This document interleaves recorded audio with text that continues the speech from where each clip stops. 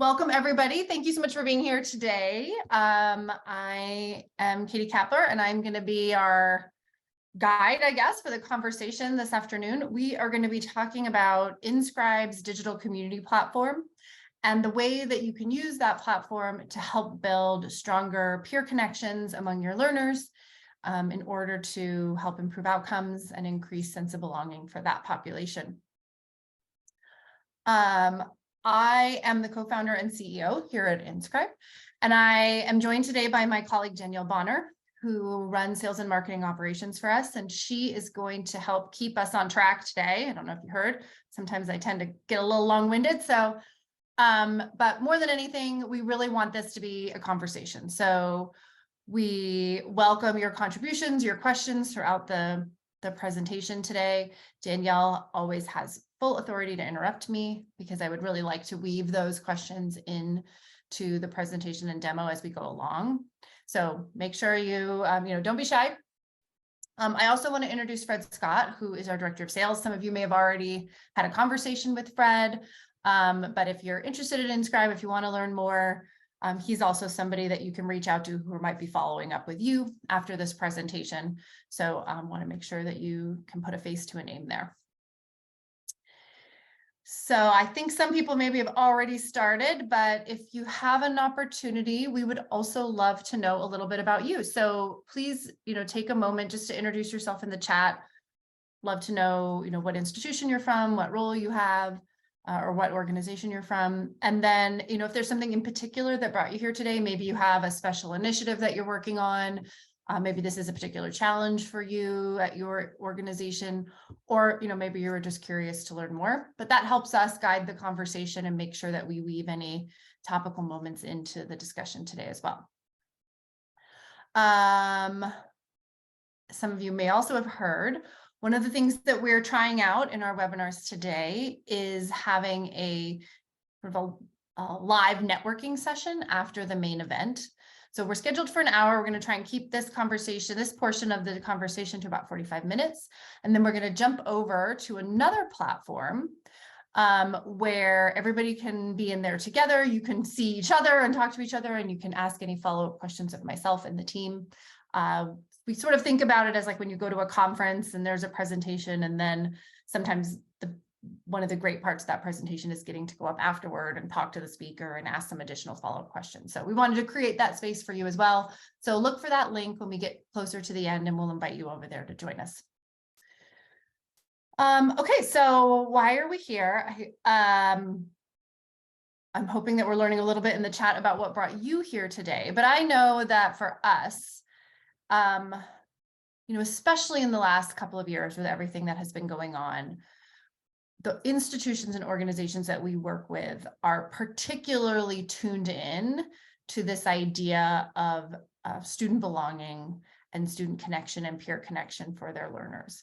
And that has become an even bigger priority, I should say, not just for the students who are on campus, but also for students who are commuting to school, who are learning online, where some of the natural ways that they might connect with individuals in the hallways, after class, in the library, those aren't really available to them. And so we have a lot of organizations reaching out to us to say, I know that this is important. My students are telling me in the surveys that we're putting out that they need this and they want this, but I'm not really sure how to accomplish that. And so that's a lot about what we're going to talk about today, is like, how do you create spaces for this set of learners who have some unique, demographics, some unique challenges in terms of their time constraints? How do you create spaces for them that allow them to build these kind of authentic relationships that really strengthen their connection to the university and to the peers that they're working with? And we, of course, come to that solution through the lens of community. I think the importance of community is probably something that resonates with everybody. We all have communities in our life that are very meaningful, and we can imagine how that's important to students as well. But, in particular, what does a virtual community kind of bring to the table to add to the opportunity for learners? And so one of the things we see is that in higher ed, The hybrid model is kind of becoming the new normal. So students who were once exclusively in person are now maybe a mix of in-person and online. A lot of people are really doing more and more things fully online, and even in that online space asynchronously. So again, not as many opportunities to connect casually with other members of my institution. Those set of learners who are learning virtually or asynchronously often have other demands on their time. They're parenting, they're working, they're maybe a little bit older and returning to school. And so they need an opportunity to intersect that is much more flexible. They're reporting this, and I don't know how many of you have put surveys out, but I hear this every day. When surveys go out to students, they are constantly mentioning not just feeling less connected, but a desire for connection. I think historically, we maybe didn't believe that this set of learners wanted that as part of their educational experience, but that was kind of a fallacy that got perpetuated, and students are telling us otherwise now. And so it's not just that students say they want this, but we know that there are many studies out there that show that building these connections and sense of belonging has a long-term positive impact for learners, not just in the moment, but throughout their education and even after they've graduated. Hey, so what are Katie, students? Yeah, sorry. Seems like a good point for me to share the Rio Salato research report. Would you like me to drop that in the chat? Sure, yeah, and we'll talk about some of those outcomes too in a minute, but one of our partners is Rio Salato College in Arizona, some of you may know, and we did a deep research study with them around the impacts of community and connection on student sense of belonging. And one of the things that we demonstrated is in just 4 weeks, access to a flexible community can improve a student's sense of belonging by as much as 30%. So Danielle's going to drop that study in there. But sort of the opportunity to move that lever is very real. And that's really what students are asking for, right? They want a way to connect with other peers, but that connection has to be on their own terms. So the way that it's done has to be really flexible. It can't be show up at 3 p.m., in this Zoom or at this location, when and where and how I want to show up. And then moreover, they want those connections to be, and this is a word that students actually use, authentic. So you can certainly build relationships through the classwork that you do, group projects, discussions, things like that. But because those activities are prescribed to the student, they have a different feel than when a student reaches out to ask for advice or to get a little boost of confidence or to share something interesting that they found with their peers that's really completely driven by their motivation. And so they are really craving that side of the puzzle as well. From an institution's perspective, what we hear, of course, is that they are hearing their students say this and they want to help solve this problem for them. They understand the value and importance of this. They also will tell us that when they hear back in these surveys, the things that students are saying, sometimes they're like, I had no idea that these were things my students were looking for. And so if I can create a space where there's an ongoing opportunity for students to share, think about all the insights I can gather day to day about what my students are really thinking about and caring about. And then the last piece, which often comes up, is just, I want to do all of this, but I have limited time, I have limited resources. So I need to solve this problem in a way that is not putting additional constraints on my institution. How do I do this in an efficient way? And so that's really what InScribe is all about. So as I mentioned, InScribe is a virtual community platform. We create an on-demand space where students can connect with other peers and potentially with faculty or staff across your institution, depending on sort of the shape and design that you set up for your community. It's a place where students can go anytime they have a question, they want to seek some advice from somebody, or they just want to share something interesting with the other members of their program. The other nice thing about InScribe is that it's essentially a living knowledge repository. So it facilitates human interaction and relationship building, but it also gathers up relevant answers, solutions, and makes them available to a broader population of students. So a student comes along, they have a question about financial aid. that question gets answered and it now becomes a core component of your knowledge repository. So the next student that has that question, they can get the answer they need immediately. So they're helped more quickly, and it's one less question that somebody else has to jump in and answer. So we're always looking at those three legs of the stool. Are we improving outcomes?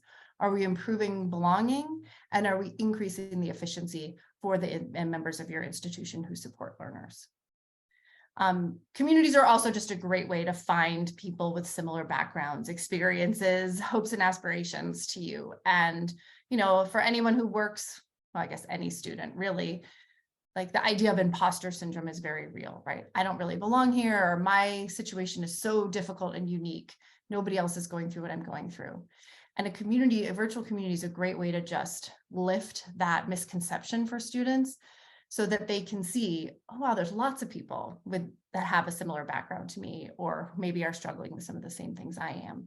And that can be a huge confidence boost for students, and just, you know, give them that little extra nudge they need to keep going when times get tough.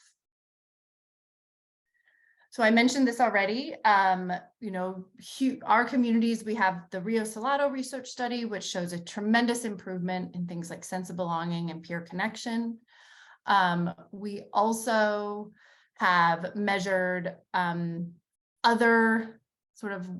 looked at other ways to measure student satisfaction. So maybe you use a Net Promoter Score or something similar, but always those measures demonstrate really significant increase in a short period of time.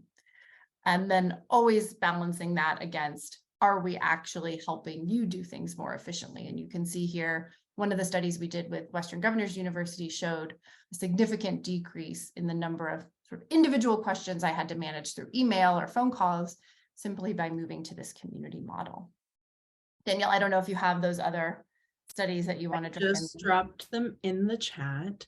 There aren't any questions at this point in time, but I did want to share that is Sherry, I apologize. I'm not sure how you pronounce it. However, Sherry is looking for ways to build community other than their current system. So they currently have students using Facebook groups, Discord, group meeting, things of that nature. And that's obviously super common. Students will go find those things on their own. And also, if you're not creating community for students, they're going to create it for themselves. Mm-hmm. So we can talk a little bit about some of the advantages of InScribe over those platforms, or like more what I like to think is, how does an InScribe community complement what might already be happening in those spaces? But I'd be curious, Sherry, like when you think about, wow, I wish we had something more integrated, what are the advantages that you're looking for, so I can make sure that I kind of talk to those as well, or touch on something that, you know, might be very unique to your situation. And then it looks like James just kind of piggybacked on the thought of imposter syndrome and how it's so relevant for their non-traditional students. Yes, the struggle. The older you get, the more imposter syndrome you seem to carry, which is, I think the folly of youth protects you a little bit. But no, I 100% agree. And to the point of integration, and this is actually a view of our mobile app, but I should say that our philosophy is that a community should come to your students. Your students should not have to go seek out the community. And that's how you really get great levels of engagement. And that's really in three ways. One is integrating into the existing systems that you have on campus. And I think we'll have time to take a look at one of those integration points today, but LMS, portal, websites, you know, you can integrate your InScribe community in one or all of those places. The second is that the community needs to be actively communicating to the community members what's happening. So you don't want to wait for people to have to come to us. We're going to tell them, like, hey, there's a new question here. There's something you could help with. There's a really, you know, hot topic that you might be curious about. And then the last piece is just being where they are. So having this mobile app that can be in their back pocket, in addition to the web application that students can always access, has been really critical to driving those engagement numbers. So I think enough of me chatting. Let's take a look at the platform to make this really real and relevant. So again, I'm going to start just walking through InScribe as a standalone product, but we will take a look at some of the options for integration. I should also mention, we do work at many other places across the student journey, everywhere from application to academics and learning. Today, we're really going to go deep on this peer use case. But if you have other use cases in the back of your head, absolutely, we do that as well. And if you reach out to us, we can kind of walk you through what an example of that might look like. But a peer community is really designed to kind of sit above the classroom. It generally brings students together either across an entire program or even sometimes across an entire institution. And the real purpose of these communities is to give students a space where they can kind of talk about whatever they want to talk about. So very light touch on moderation from the institution's perspective. Generally, you bring some student leaders in to help drive it. And then the students really take over the community and essentially run it for you. Just to orient you, we're in the InScribe organization here and in the Students Connect community. The communities themselves are primarily organized by topic area. So based on our experience, we will recommend topics to you that we know work and that students tend to gravitate toward, but it's all customizable. So you can align these topics to the things that either your students want to talk about or that are really important components of what you want to communicate about. Our communities also have spaces for subgroups, which we call channels. And these are essentially a way to create a more private area for a set of individuals who have similar interests and might want to talk about things that aren't completely relevant to the broader community. So in a peer community, that often aligns to like affinity groups or backgrounds for your students. Once they're in one of these private spaces, only the members of that channel would see the communication and conversation that takes place there.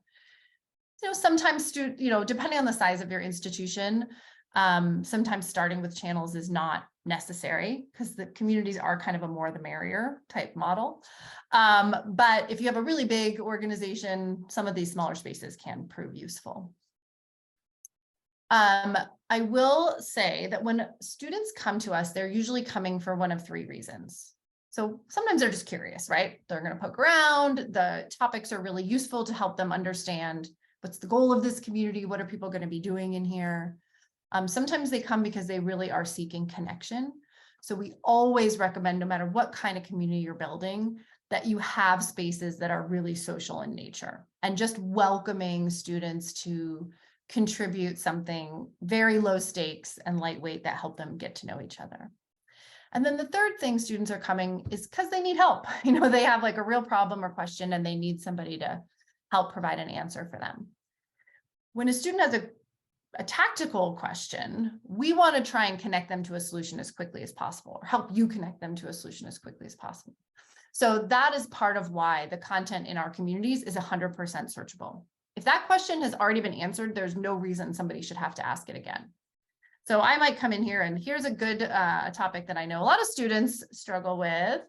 I might be in the wrong. Oh, there we go. APA. So a student starts asking that question, they can see there's something already here and they can jump right in, see the question that was asked, see the solution that was provided, give feedback, positive. Maybe this didn't answer their question fully, so they could ask a follow-up question, but more likely, again, they've got the answer they need and they can move on, and it's one less question somebody else has to answer. This is so important that we've actually incorporated it into the question asking process. So if I go to ask a new question and I start typing, this is Rosie. She's the technology assistant that lives in our communities. She's going to pop up and actually suggest those solutions back to the student. So the faster we can get you to resolution, the better for everybody. Now, not every question is going to be answered right out of the gate. So obviously a student can post a new question. And when they do that, they can bring in images, videos, links to other websites. They can provide just a text-based question, but lots of ways to really make that post really rich or keep it very simple. The other thing I'll point out here is that when a student posts, they have a lot of control over their visibility and the visibility of the content they're creating. So they can post it publicly to all the students. They can post it anonymously, which means all the students can see the question, but they don't know, the other students would not know who asked it. Or they can post privately just to the moderators of the community. So whoever from your organization is kind of overseeing or administrating this space. This is a really important component, actually, because you want your community to be set up in a way that welcomes the broadest number of individuals to participate. That's going to give you the biggest benefit, and it's going to give your students the biggest benefit. And it's true that sometimes students are a little bit nervous to make that first post. And so giving them the option to participate in a way that they feel comfortable with is really critical. And you will see a much broader set of people jumping in to be active in these spaces. So the question gets posted. One of the things our system will then do, which we talked about earlier, is let everybody know, hey, somebody needs help or somebody contributed something. So those notifications go out through email, and then they also go out through the mobile app. And each individual can customize their notifications. So they're very granular, and you can decide, tell me immediately, send me a summary, or I want to snooze this notification. I don't really want to hear about it right now. So you'll set those defaults, and then we'll let the students kind of customize the experience for themselves. Let me pause there and see. Yeah, sorry. I was like, wow, I feel like I've been talking for a long time. No worries. No worries. There are a couple questions. So we know that quantifying belonging and community can be quite a challenge for institutions. We did share the Rio Salado case study. Maybe you could talk a little bit about how that research project was set up. But in addition to that, there is another question in the chat that is asking about, so do any of your partners use surveys or something beyond net promoter scores to indicate student satisfaction? So they're in the same vein. Yes, and so obviously it depends a little bit on some institutions already have strategies for how they're measuring, and that is usually through net promoter score or some established survey that they're already running. Through the work that we did with Rio Salado, we created a research study and survey model that is specific to student belonging and peer connection. And that is now a replicable study that we could bring to the table for any of the partners that we work with.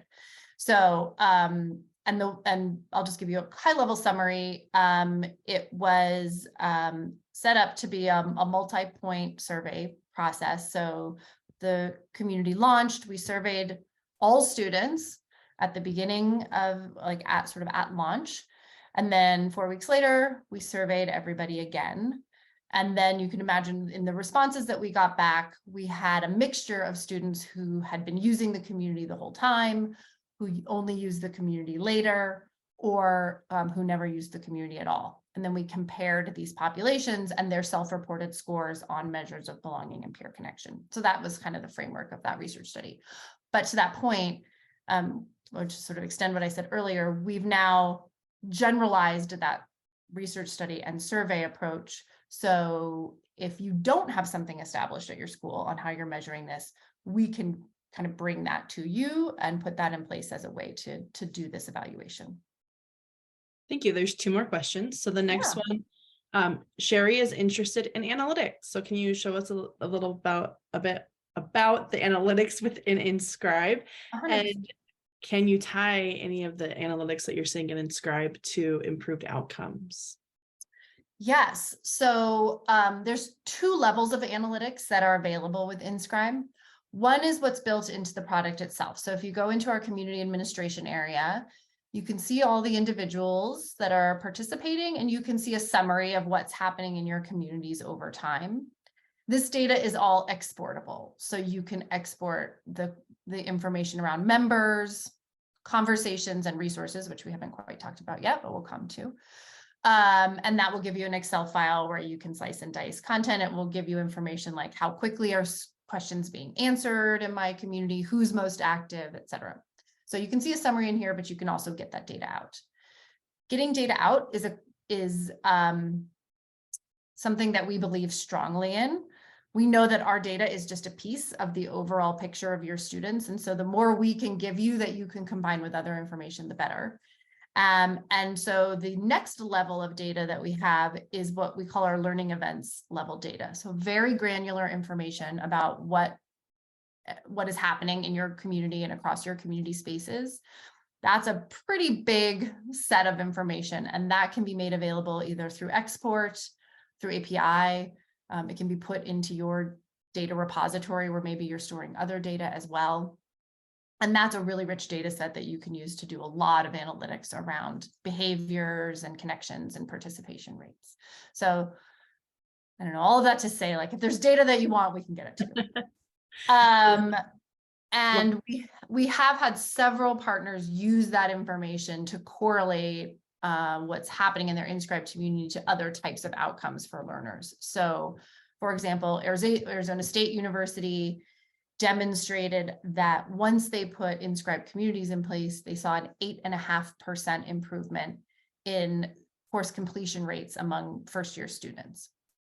So that's a huge jump in the number of students who are now passing classes who previously were not.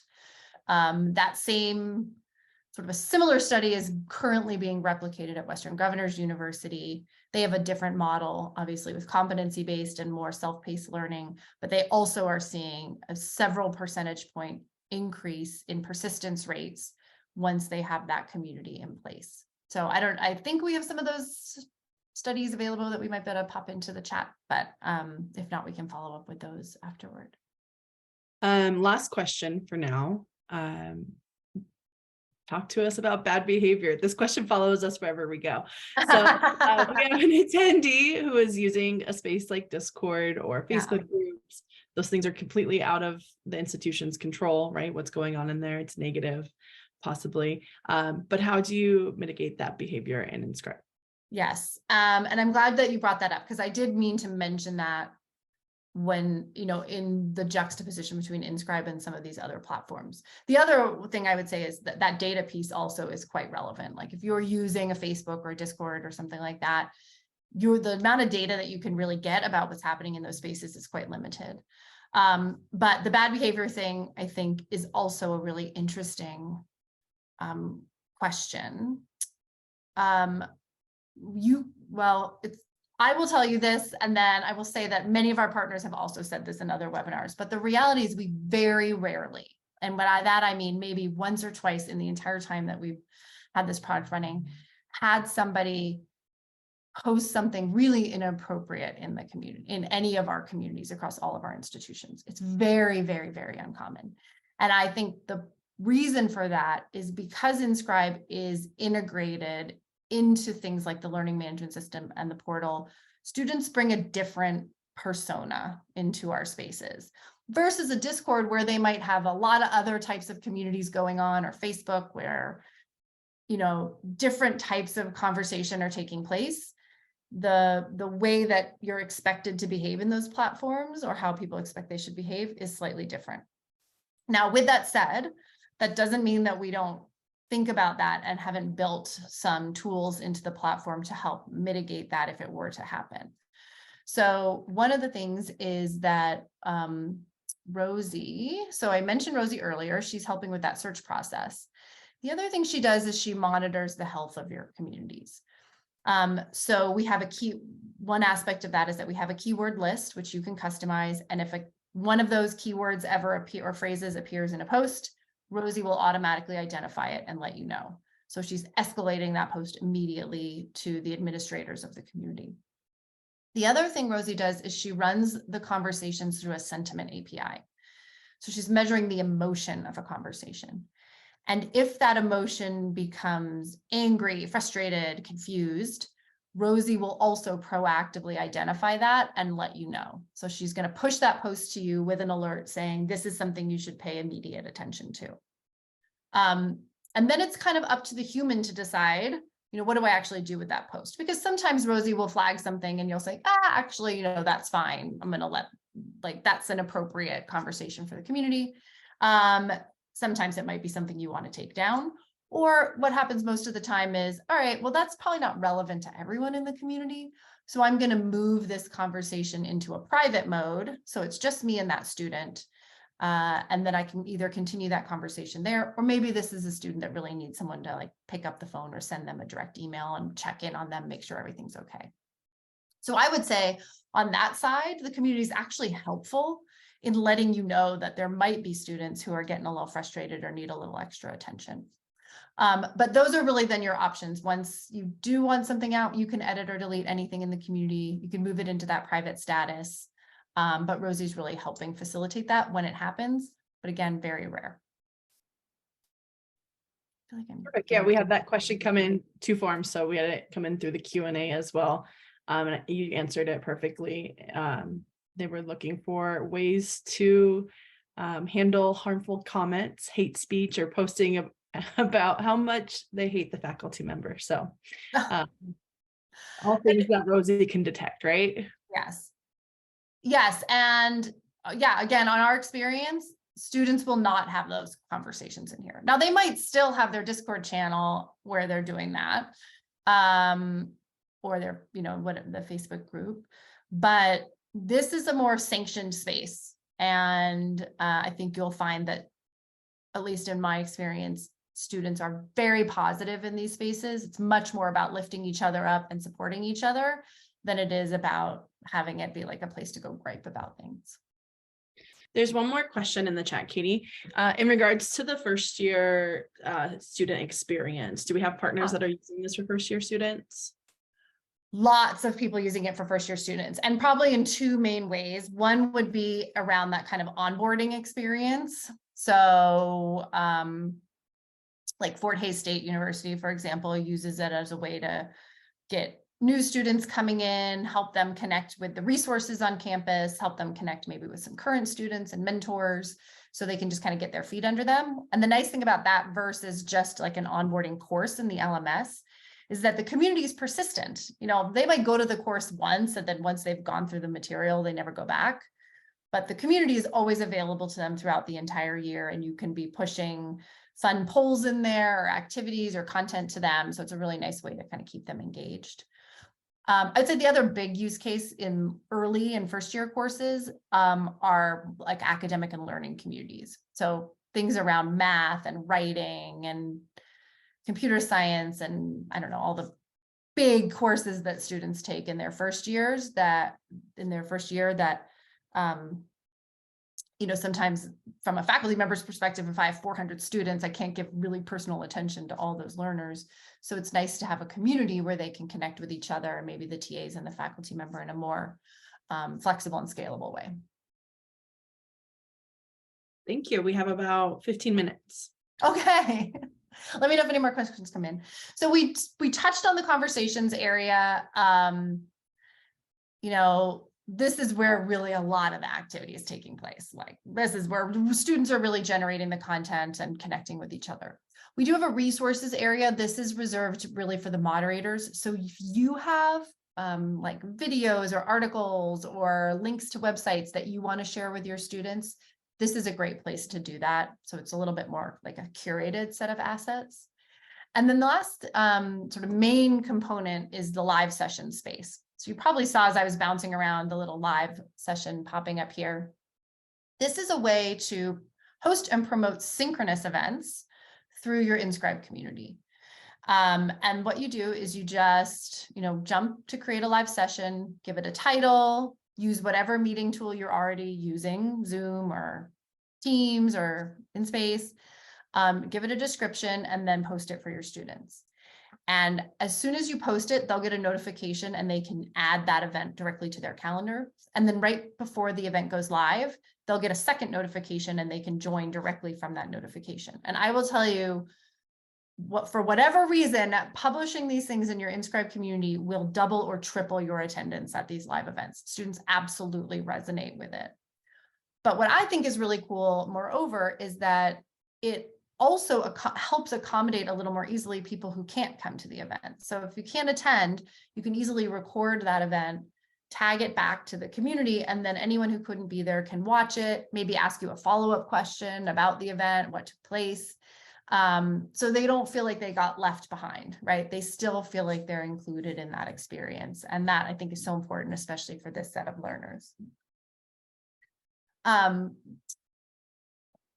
I know we already touched on analytics and things. So let me, well, and then I'll do one more thing here, and then I do want to show you that integrated view. So this is just an example of a student's profile. We talked about that sort of agency on how you're showing up in the community. So students can customize their picture, they can customize their display name. You can see their activity. Students get credit for their activity in the community, so you can earn reputation points as you participate, which is really motivating for a lot of students. As a moderator, you also get to see this information. This only moderators can see this, but even as a student changes their stuff, you would always know who they are, how to contact them, etc. So from an integration standpoint, one of the main places that we integrate, as you might imagine, is the learning management system. For a peer community like this, there's really kind of two places where we integrate in the LMS. One would be is if you do have an onboarding course or some sort of student success course for your students, you can integrate the platform directly into that course. But the other is most learning management platforms also allow us to create integrations above the course level. So this is Canvas, for example. We could put a link to your InScribe communities in this main left navigation. So you don't have to go into a course to get to your community. D2L has some abilities like that on their, I don't remember what they call it, their dashboard page and, et cetera. So we integrate with all the main LMSs, and you do have some of that flexibility on where you're putting where you're placing. We also do a lot of website integrations, especially again with these peer communities that exist outside of the classroom. So let me see if I can bring this up. I should have had this ready to go. There we go. Okay, so this is an example of integrating the community into a website experience. This is Indiana University. They use us to build peer community for their medical students. And this is just basic HTML that they built out, but it connects directly to their InScribe community. So these are links to topics that they know students are really thinking about and talking about. They can actually search here and it will search through the community and return results. I think if I click one of these, it'll launch me over. Oh, I'm not signed into their community. So, but then as their students, they could then sign into the community using their Indiana University credentials and see that content. So this is a really easy way to bring the community into your web pages as well. Now, I will say they have opted to have their community always sit behind a set of like a login. If you wanted to, you can create parts of your community that are more publicly visible. So you could view the content in the community, you could search without logging in, but then if you actually wanted to post something or interact with something, you would be prompted to log in using your school information. That's totally optional, and depending on the institution, that may or may not be something that they want to turn on. The other nice thing about the peer communities is, and InScribe communities in general, is they're not tied to, they don't have to be tied to things like term or, graduation even. And what I mean by that is, let's say you had a peer community here. At the end of the year, you're going to have a whole set of students who graduate. They do not necessarily have to be removed from your community. So you could have those alumni stay and continue to interact with your current students. And now they have a whole different level of sort of knowledge and advice and potential opportunities that they can bring to your students, but still in this very low stakes, casual way that they get to show up when and where it works for them. You're not just asking them for money, or they're not having to be like many hours as a mentor, but their advice is still something that can be contributed and valuable. All right, Danielle, any other questions or stuff, any comments come in that I should address? Nothing's come in. If you want to roll through the last couple of things that we have in the deck, then we can jump into InSpace and get to meet people. Wonderful. All right. Let me get back into slideshow mode. Okay, so we do have another webinar coming up on Tuesday, April 25th, so just in a couple of weeks. And at that event, we are going to be talking about the intersection of asynchronous and synchronous engagement for students and how blending those two things has a really positive impact for learners. So we saw a little bit of that in InScribe today, right, with the live events feature and this idea of synchronous and asynchronous living together. But we have a lot of like a big vision for where we want to go with that. And so that session will include Dr. Andrew Feldstein from Fort Hays State University and Dr. Jeff Borden from National University, who share our vision and are going to talk about how they see this intersection really benefiting their learners. And then we're also going to welcome Nicole Baldassari, who is the head of sales for InSpace, which is the platform we're going to jump over to in a minute here. And InSpace is really a virtual video collaboration tool. And so InScribe and InSpace are working on some neat integrations where we can bring those two things together. So love to have you join us. I'm sure the registration link is in the chat. And then with that said, we are also, did we put an OLC thing or just want me to talk about it? I did not put an OLC thing, Okay. so we'll talk about it and I will add the link. We are also going to be at OLC. Well, I will be at ASU GSV for a couple of days next week. And then as a team, we'll be at the OLC conference in Nashville. So if you happen to be there, if you have any colleagues that are going to be there, please come say hi to us. We have lots of great sessions with content from Arizona State, Western Governors, Fort Hays, University of Illinois. So lots of really cool use cases and institutions talking about their experience building these communities for their students. And with that, I believe we are going to jump over into our networking space. So again, this is a separate platform called InSpace. And when you get in there, Danielle will post the link. So you'll just jump in, use Google to log in. And then because I think once you're in there, it gets takes a bit to get used to. It's a proximity-based tool. So you'll be able to drag your little icon around on the screen. When you get closer to somebody, you'll be able to hear them talking. And if you get further away, they'll get quieter and quieter. So, find somebody, come over and say hi, and we'll be over there if you have any additional questions.